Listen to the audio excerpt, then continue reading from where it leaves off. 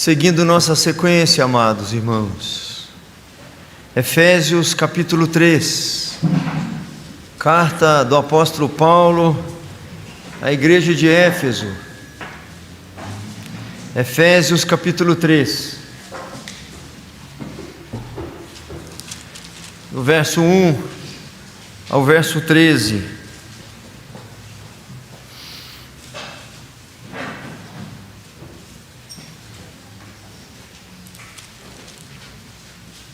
Efésios capítulo 3, esse texto nós só não projetamos aqui, para que os irmãos possam abrir o texto em suas Bíblias, apenas os irmãos de casa que tem ele na transmissão.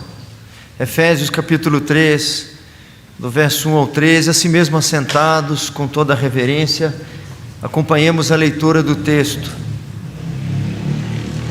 Por esta causa eu, Paulo, sou o prisioneiro de Cristo Jesus, por amor de vós, gentios, se é que tendes ouvido a respeito da dispensação da graça de Deus, a mim confiada para vós outros. Pois, segundo uma revelação, me foi dado conhecer o mistério, conforme escrevi há pouco, resumidamente, pelo que quando ledes, podeis compreender o meu discernimento do mistério de Cristo, o qual em outras gerações não foi dado a conhecer aos filhos dos homens, como agora foi revelado aos seus santos apóstolos e profetas no Espírito, os 6, a saber,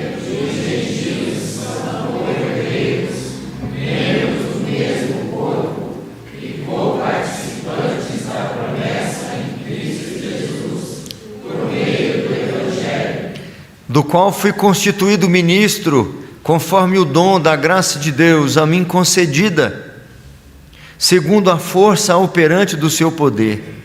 A mim, o menor de todos os santos, me foi dada esta graça de pregar aos gentios o evangelho das insondáveis riquezas de Cristo, e manifestar qual seja a dispensação do mistério, desde os séculos oculto em Deus, que criou todas as coisas. O 10, para que pela igreja a multiforme sabedoria de Deus se torne conhecida agora dos principados e potestades dos lugares celestiais, segundo o eterno propósito que estabeleceu em Cristo Jesus, nosso Senhor.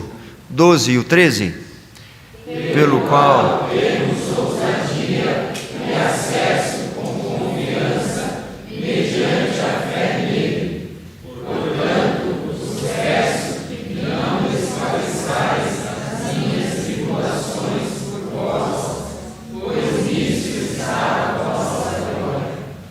oremos mais uma vez, meus irmãos. Pai Santo, louvado seja o Teu nome, Senhor. Teu servo que escreveu esta carta a esta igreja é o mesmo que escreve uma outra carta a outra igreja, dizendo que quando lá estivera, fora com temor e com tremor, porque receberam uma incumbência que ao mesmo tempo era expressão da Tua graça, era um privilégio, era também uma grande responsabilidade. Anunciar não a sua própria convicção, não basear-se os seus ensinos no seu conhecimento, e sim no poder do Senhor. Eis-nos aqui, ó Pai, também querendo experimentar do poder da Tua palavra, não de sabedoria humana, de linguagem humana, de concepções mundanas, terrenas, mas queremos ouvir a Tua voz, ó Pai. Sabemos que esta palavra, ela é viva e é eficaz. Que o Teu Espírito Santo ilumine-nos, ó Pai, durante todo o processo, no que será proferido, no que será ouvido e compreendido e praticado. Que tudo isso seja para a glória do Teu nome. Em Cristo Jesus que oramos. Amém. Nosso tema aquele tema comprido, né, que eu tenho dado, é básico e só no seu final ele é específico. O tema geral é epístolas da prisão. Então esse é um tema geral que eu vou usar aqui na carta aos Efésios, vou fazer assim aos Filipenses, etc. Especificando um pouco, ela é aos Efésios. Agora, o tema mais específico, que é desta passagem: o privilégio e a responsabilidade da revelação do mistério. Esse é o tema específico desta passagem que nós lemos, Efésios capítulo 3, de 1 a 13. O privilégio e a responsabilidade da revelação do mistério. Esses termos aparecem algumas vezes aqui na passagem que nós lemos: mistério, revelação, e às vezes as duas expressões juntas, revelação do mistério. Mas nessa passagem, apesar de repetir essas expressões, e por isso eu as coloquei no tema, o apóstolo Paulo não está revelando esses mistérios propriamente. Nós lemos aí, por exemplo, no versículo 3, quando ele diz o seguinte: pois, segundo uma revelação, me foi dado conhecer o mistério. Está aí de novo a palavra mistério. Conforme escrevi há pouco, resumidamente. Então, ou seja, ainda que ele esteja falando sobre mistério, ele não está revelando o mistério, porque eles já fizeram isso nas passagens anteriores. Por exemplo, aí no versículo 6, é o único versículo que ele dá uma pincelada, uma relembrada, qual que é o mistério. É o único versículo que ele está se referindo ao mistério mesmo, ou revelando o mistério. O verso 6 ele diz: a saber, qual que é o mistério então? A saber, que os gentios são co-herdeiros, membros do mesmo corpo, e co-participantes da promessa em Cristo Jesus, por meio do Evangelho. Este é o mistério. Mas ele não está se propondo aqui a declarar qual é o mistério, mas mencionar sobre o mistério. Eu não sei se o que eu falei foi um mistério, se ficou claro para os irmãos. Ele não quer entrar em detalhes de qual é o mistério, porque ele já fez isso. Mas aqui é como se fosse ainda um eco, uma conclusão, um eco, acho que soa bem, do que ele falara anteriormente. O mistério revelado é este: naquele tempo estáveis sem Cristo, vocês, todos habitantes de Éfeso, vocês, ó igreja de Éfeso, naquele tempo estáveis sem Cristo, separados da comunidade de Israel e estranhos às alianças da promessa, não tendo esperança e sem Deus no mundo. Esse é o mistério revelado. Vocês hoje foram inseridos no corpo de Cristo, fazem parte da família de Deus, herdeiros da mesma fé, usufruindo das mesmas promessas. Este foi o mistério que foi revelado. O apóstolo Paulo não quer repetir tudo novamente, nem precisa, ele já foi bastante claro. Alguns comentaristas dizem que se ele quisesse, não falam bem assim. A ideia é que ele não precisaria de colocar esse trecho. Em tese, não seria incompreensível para a igreja se não estivesse esse trecho. Lá no capítulo 2, se você observar comigo, ele vai terminando, por exemplo, lá no versículo 19, capítulo 2, 19, ele o encerra da seguinte maneira: assim já não sois estrangeiros e peregrinos, mas concidadãos dos santos, e sois da família de Deus. O recado está aí. Ele continua: edificado sobre o fundamento dos apóstolos e profetas, ou seja, dos seus ensinos, da palavra revelada através dos apóstolos e dos profetas, sendo Ele mesmo o Cristo Jesus a pedra angular, no qual todo o edifício bem ajustado cresce para santuário dedicado ao Senhor, no qual também vós juntamente estáis sendo edificados para a habitação de Deus no Espírito. Ele poderia então já pular para o versículo 14. Por esta causa, qual causa? Por isso que eu acabei de dizer, por vocês não serem mais estrangeiros, pelo reino de Deus ter sido aberto a vocês, pela salvação ter chegado também nesta nação. Ele poderia então pular para o verso 14, por esta causa me ponho de joelhos diante do Pai, e fazer o que está aí no nosso título, Paulo ora novamente. Mas inspirado pelo Espírito Santo, ele faz então um parênteses entre o mistério que foi revelado e a oração que ele vai fazer. Depois de revelar o mistério, ele poderia seguir direto para a oração. Mas antes de orar, o apóstolo Paulo faz uma belíssima reflexão. Revelar o grande mistério que outrora estava oculto traz consigo um gracioso privilégio e traz também uma evidente responsabilidade. Eu não quero exagerar em tentar descobrir o que o apóstolo Paulo sentiu, mas eu posso imaginar que depois de dizer o seguinte: aquilo que estava oculto foi revelado.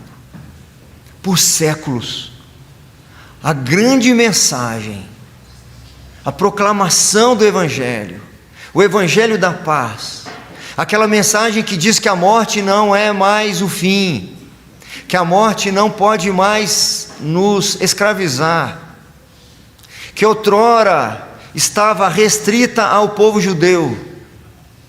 A notícia de que esta mensagem salvadora está aberta agora para os estrangeiros foi tão impactante na vida dele que ele faz esse parênteses. Ele fala o tempo todo sobre ele. Ele até menciona aqui, como eu falei no versículo 6, qual que era o mistério. Mas ele está aqui em primeiro lugar apresentando o gracioso privilégio da revelação.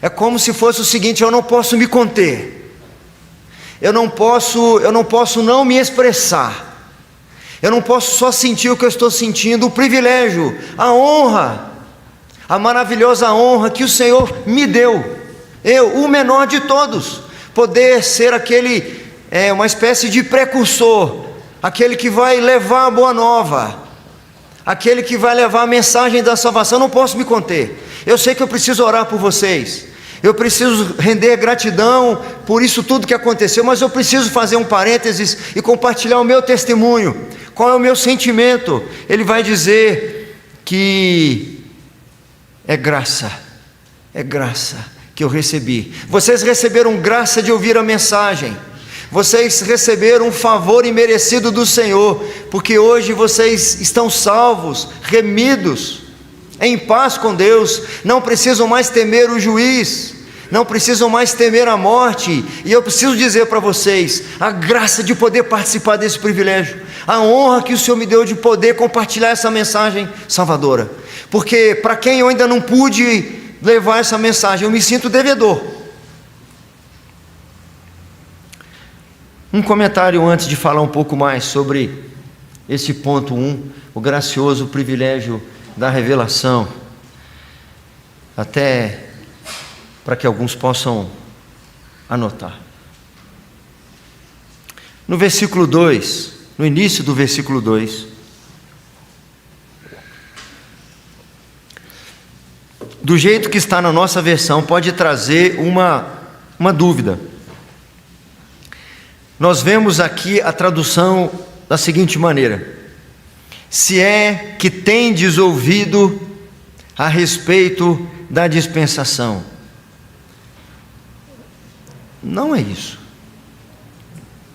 Uma boa tradução seria: vocês têm ouvido. É porque vocês ouviram que vocês foram alcançados. Vocês só creram porque vocês ouviram, porque alguém pregou para vocês. Ele está se referindo ao que está registrado lá em Atos.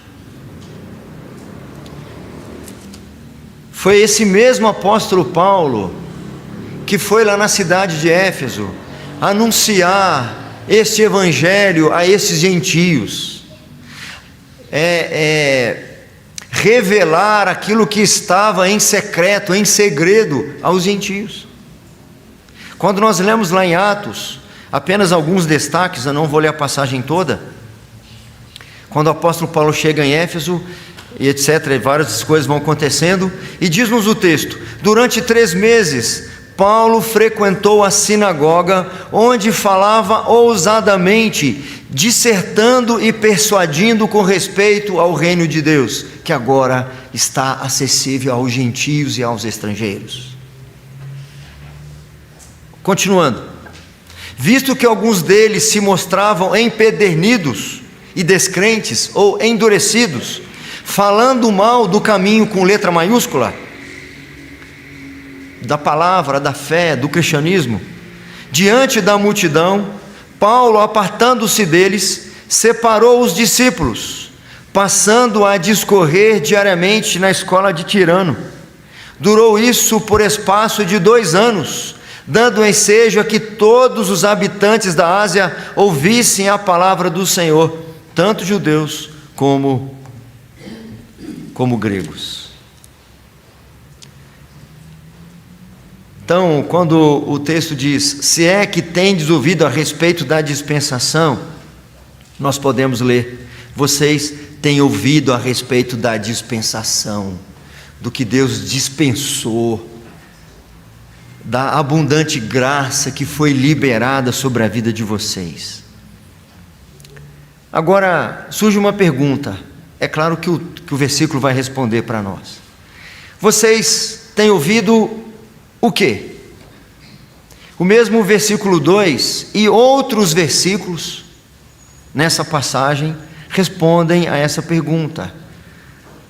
Vocês têm ouvido, eles têm ouvido a graça confiada a Paulo e a todos os que receberam a incumbência de levar o evangelho da paz aos perdidos. O apóstolo Paulo diz assim, vou fazer uma leitura corrigida, conforme outras versões: vocês têm ouvido a respeito da dispensação da graça de Deus, a mim confiada para vós outros. O que fica martelando na minha cabeça é o seguinte: ele não precisava falar isso aqui mais. Eu imagino que ele não está se aguentando dentro do seu coração, esse privilégio. Eu já contei tudo para vocês. Eu fiquei 3 anos falando da graça, do Evangelho de Jesus Cristo. Estou escrevendo uma carta, ainda que de forma resumida, falando para vocês o privilégio que vocês receberam, sendo inimigos, transformados em amigos do Senhor. Só que eu preciso dizer que vocês têm ouvido que este privilégio também foi dado a mim, de poder dizer isso para vocês, a respeito da dispensação da graça de Deus, a mim confiada para vós outros. Ele vai dizer em vários outros versículos, como por exemplo, no versículo 7, do qual fui constituído ministro, conforme o dom da graça de Deus a mim concedida, segundo a força operante do seu poder. E no 8, a mim, o menor de todos os santos, me foi dada esta graça, de pregar aos gentios o evangelho das insondáveis riquezas de Cristo. O apóstolo Paulo estava impactado com esse privilégio. A graça do Senhor não só nos salva, mas a graça do Senhor nos favorece a anunciar esta mesma salvação que recebemos para outros. Nós não somos agraciados só quando recebemos a salvação, mas nós somos amplamente agraciados, duplamente agraciados, quando reconhecemos o privilégio de poder compartilhar com outros.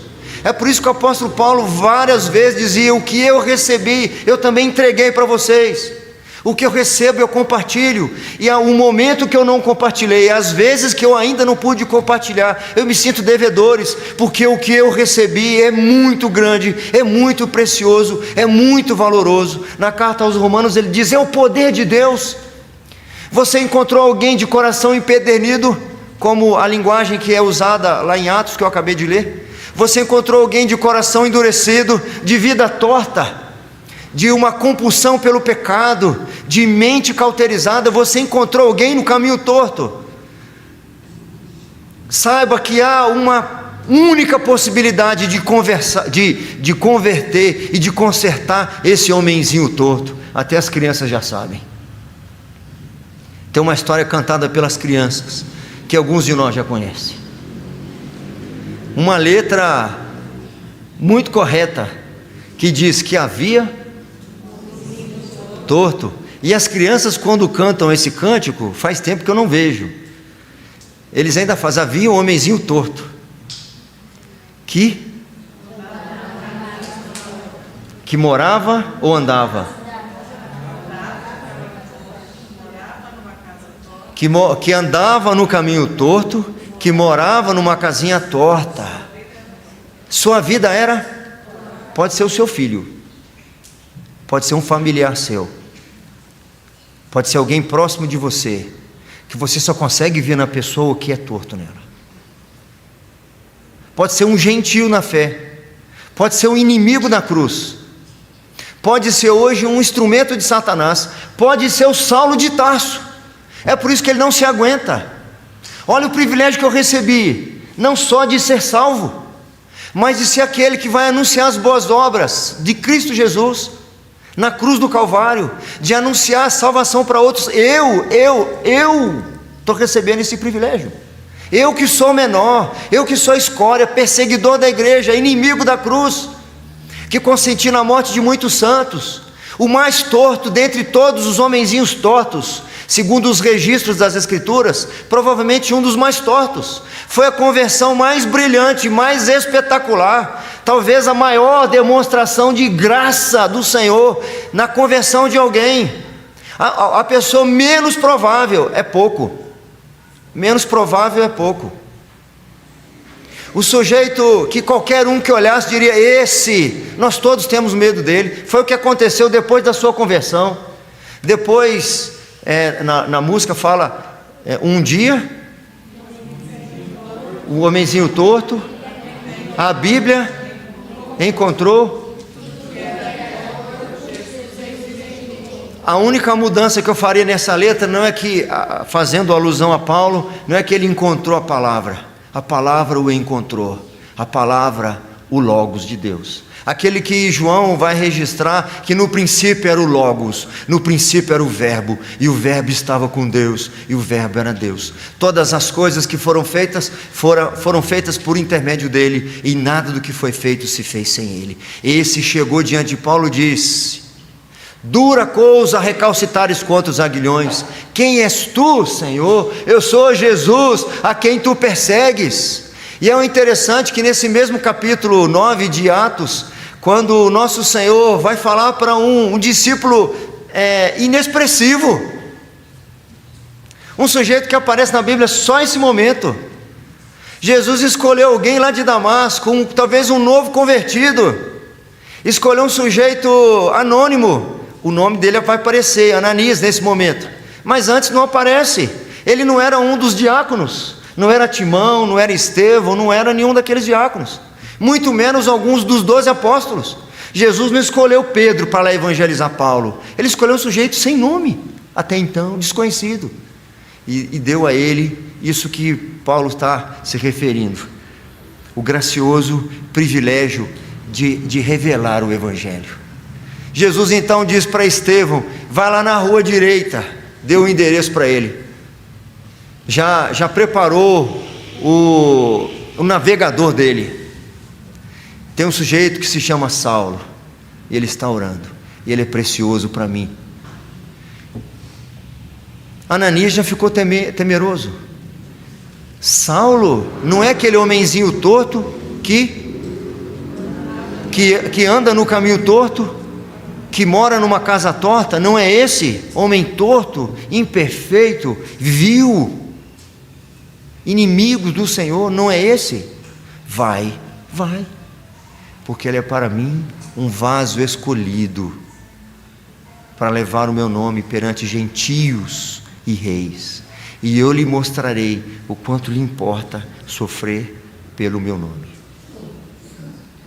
Então Paulo, quando está revelando para a igreja, resumidamente eu falei para vocês qual foi o mistério que foi revelado, o privilégio que vocês receberam, mas eu não estou me aguentando, eu preciso dizer que vocês não só ouviram a graça do Evangelho, mas a graça que foi concedida a mim, outrora inimigo da cruz.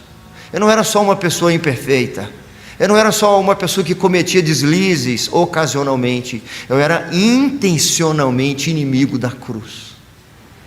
Eu sei que há uma liberdade artística em filmes, etc., mas tem um filme que fala da vida de Paulo, e vez ou outra mostra as suas lembranças de pessoas que ele aprisionou e que estavam sendo martirizadas porque ele prendeu, que agora ele tem uma dor no coração, porque agora ele é uma dessas pessoas. Eu sei quem eu era. Ele está fazendo isso para os gentios, ele faz isso várias vezes. Portanto, lembrai-vos de que outrora vós gentios na carne, chamados em circuncisão, para aqueles que se intitulam circuncisos na carne por mãos humanas, lembrem-se disso. Quando ele acaba de dizer, ele fala, mas eu também preciso lembrar de mim. O gracioso privilégio que me foi dado, anunciar o Evangelho da salvação, do qual fui constituído ministro, conforme o dom da graça de Deus a mim concedida, segundo a força operante do seu poder. O verso 8, vamos ler juntos? Eu já vou para o ponto 2. Vamos ler o verso 8 juntos, meus irmãos. A mim,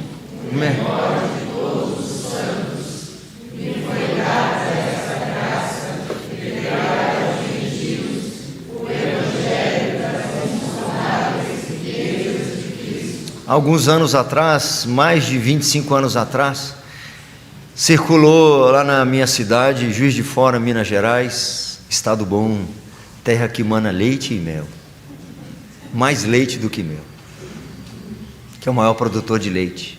Goiás fica em segundo lugar, desculpa aí.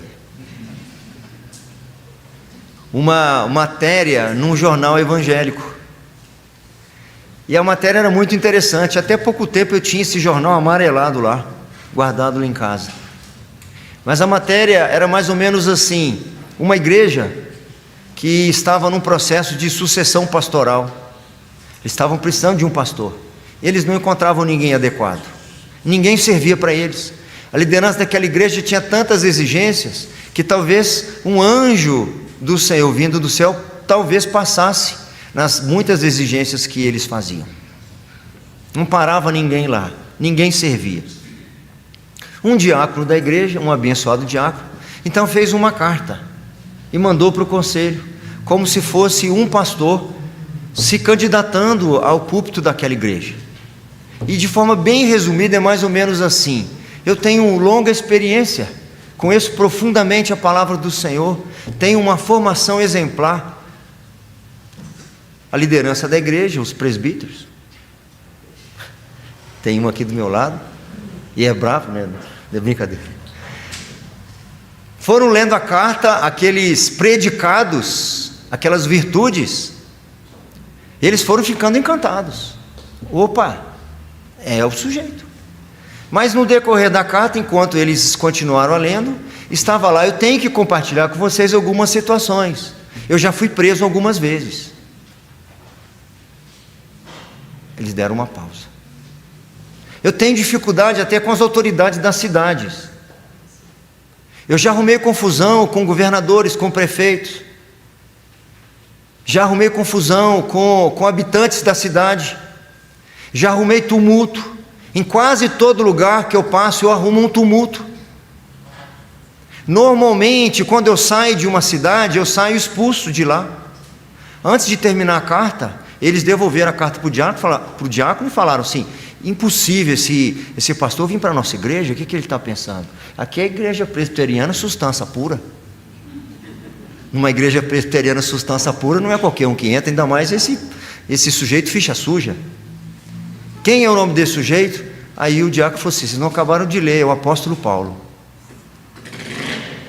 Ele não serviria para ser pastor da nossa igreja. E o apóstolo Paulo sabe disso. não é só aqui que ele diz que ele era o menor. Ele fala que dos pecadores, ele era o principal. E um miserável pecador como ele, que estava ali aplaudindo ao apedrejamento de um santo, que estava dizendo: Senhor, recebe meu espírito, estou vendo o céu aberto, o nosso Senhor de pé com os braços abertos. Ele falou: manda a pedra nesse miserável herege. O Senhor deu privilégio. Você é a pessoa que vai anunciar o evangelho para todos os que estão longe, porque eu quero que você seja usado através da sua boca, através da sua pena, ou seja, através da sua mensagem dita, escrita, mas eu quero usar você também através da sua vida. Eu quero que você escreva sobre graça nas suas cartas. Eu quero que você pregue publicamente e de forma individualizada, de casa em casa, sobre a graça. Mas eu quero também revelar sobre a minha graça, o poder transformador da minha graça, não só na sua pena, não só na sua língua, na sua boca, mas também na sua própria vida. Esse mesmo Paulo, que o discípulo Estevão ficou receoso de pregar o evangelho para ele, quando foi apresentado por Barnabé aos apóstolos e a igreja de Jerusalém, o povo quis correr, porque o passado dele o condenava, o passado dele era sujo e cruel, mas em Cristo Jesus, a graça o alcançou de tal maneira, que o passado sujo daquele homem não influenciaria no seu futuro glorioso, aos pés da cruz de Jesus Cristo. Segundo lugar, meus irmãos, sem detença, nesse mesmo trecho que o apóstolo Paulo está falando da graça que ele recebe, de poder revelar aos gentios a salvação, ele revela também a responsabilidade dessa mesma proclamação. Para quem está anotando, a evidente responsabilidade da proclamação.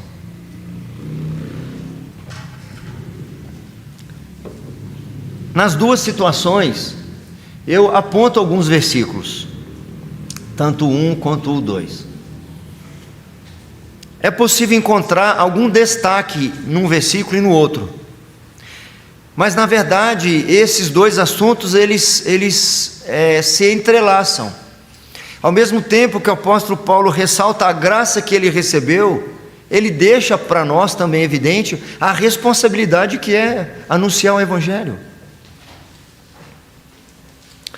No versículo 1, uma coisa interessante, vemos um destaque que é também encontrado em outras cartas. O apóstolo Paulo quer dar ênfase em seu ensino, ou ao que ele vai falar agora. Então ele se expõe: por esta causa eu, Paulo. Ele fala na primeira pessoa. Eu destaquei só um outro exemplo dentre vários. Aos Colossenses ele diz assim: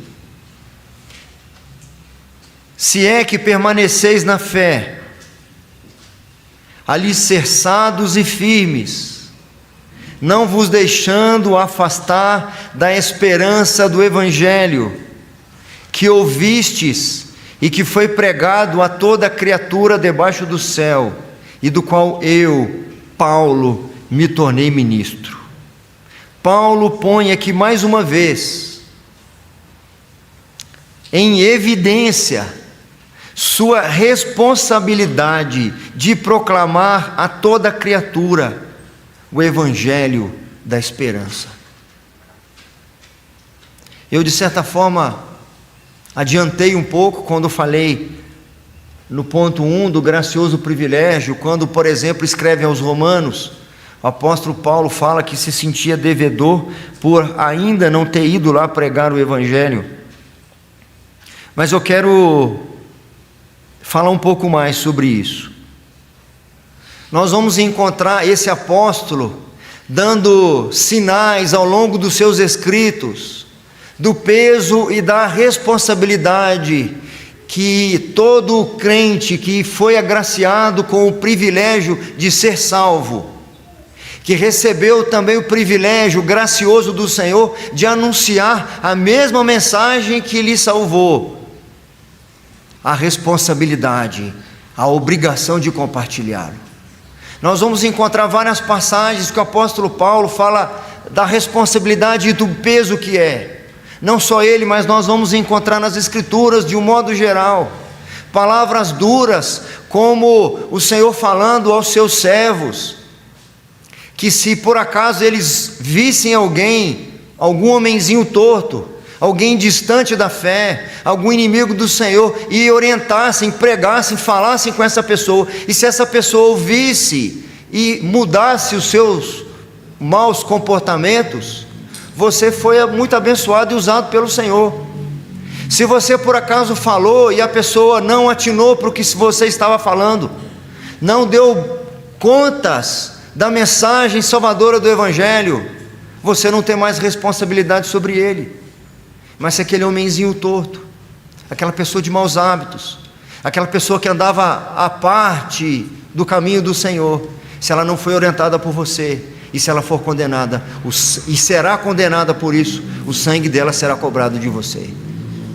O Evangelho de Jesus Cristo, que é o poder para salvar, que é o poder transformador, é o grande milagre do Senhor. Nós encontramos aqui milagres maravilhosos, como a ressurreição de Lázaro, narrada lá em João capítulo 11, mas esse não é o maior de todos os milagres. O maior de todos os milagres, a maior de todas as intervenções do Senhor, é resgatar do império das trevas e transferir para o reino do Filho do seu amor. É pegar uma água podre, um pecador miserável, e transformá-lo num homem santo, separado para o louvor da sua glória. É pegar um perseguidor da igreja em alguém que agora tem prazer em ser perseguido em nome de Cristo. Aqueles que matavam os que seguiam Cristo, agora desejam morrer em nome de Cristo. O apóstolo Paulo escrevia aos Coríntios, falando nesse mesmo contexto do peso, da obrigação de pregar, de ser íntegro na pregação da graça do Senhor Jesus Cristo. Ele diz: mas eu esmurro o meu próprio corpo e o reduzo à escravidão. E ele não fazia isso, não falava isso de forma simbólica, irmãos, para que, tendo eu pregado a outros, não venha eu mesmo ser desqualificado. A gente sabe disso porque ele correu o risco de se sentir sossegado depois de ter sido tão aquinhoado ou abençoado com a salvação, de ter recebido tão grandes privilégios, de se sentir acomodado, ou até mesmo se ensoberbecer com isto, se sentir melhor do que os outros, a olhar os homenzinhos tortos com os olhos tortos, olhar para os homens tortos, para as pessoas tortas, sem levar em conta o poder transformador do Evangelho. Ele corria esse risco. Um texto que eu sempre repito, na 2 aos Coríntios, quando ele dizia: para que eu não me ensoberbecesse com as grandezas das revelações, foi-me posto um espinho na carne, mensageiro de Satanás para me esbofetear.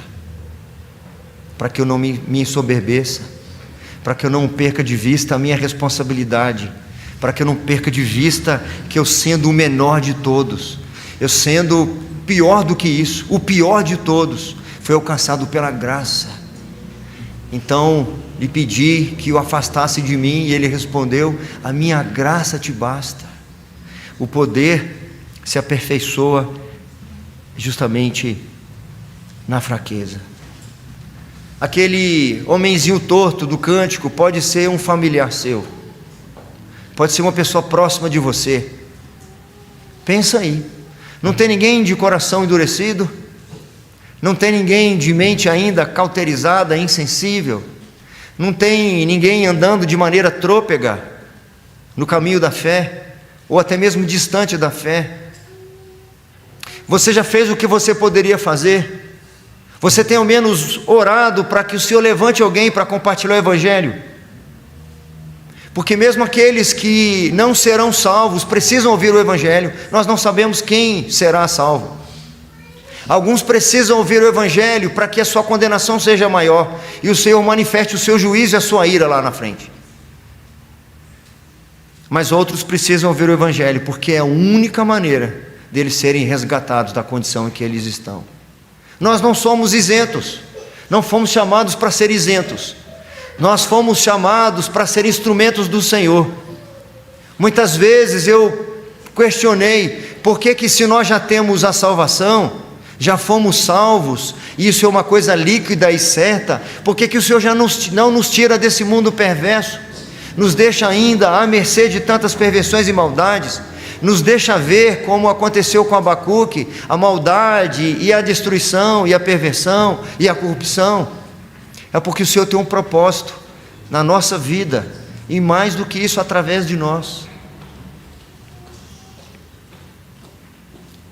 O apóstolo Paulo põe em evidência sua responsabilidade de proclamar a toda criatura o Evangelho e a sua esperança. Ele vai dizer, a partir do versículo 9: e manifestar qual seja a dispensação do mistério, desde os séculos oculto em Deus, que criou todas as coisas, para que pela igreja... Então, a graça, como eu falei ali, o gracioso privilégio da revelação, a evidente responsabilidade da proclamação não era específica para Paulo. As Escrituras confirmam isto. E esta passagem, no 11: para que pela igreja a multiforme sabedoria de Deus se torne conhecida não só dos ímpios e dos perversos, para que tenham a chance de mudança de vida, mas que se torne conhecida dos principados e das potestades nos lugares celestiais. Nós somos não só apenas resposta para o que está fora dos caminhos do Senhor, nós não somos apenas resposta para o desesperado, para aquele que vive se afundando nos prazeres desta vida, que vive uma vida fútil, miserável. Nós somos resposta para anjos, querubins e serafins. Como isso? Pedro, escrevendo a sua carta, ele diz sobre esta relação de Cristo com a igreja, sobre a graça de Cristo em favor da sua igreja. Ele diz que os anjos anelam perscrutar o que é graça, o que é favor imerecido, porque nós conhecemos o que? Nós conhecemos a justiça. Aqueles dentre nós que desonraram o Senhor, aqueles dentre nós que desobedeceram ao Senhor, foram condenados, lançados para a condenação eterna. Como é que esse negócio de graça, como que funciona isso? A igreja é instrumento para revelar isso. A igreja recebeu a responsabilidade dessa proclamação, desta revelação, de revelar esse mistério que até os anjos anelam perscrutar. Mas ao observar a igreja, uma igreja que se sente agraciada pelo Senhor, pelo privilégio de poder anunciar o Evangelho, uma igreja que entende qual é a sua responsabilidade. Você viu que ele é homem pecador? Eu vi o homem pecador, e ao mesmo tempo eu vi a minha responsabilidade de ainda não ter falado para ele. Os anjos, ao observar uma igreja assim, eles começarão a perceber e a compreender sobre a multiforme sabedoria de Deus, a sua multiforme graça, a graça obtida por um precioso sangue, o sangue de Jesus Cristo, o nosso Salvador. Amém.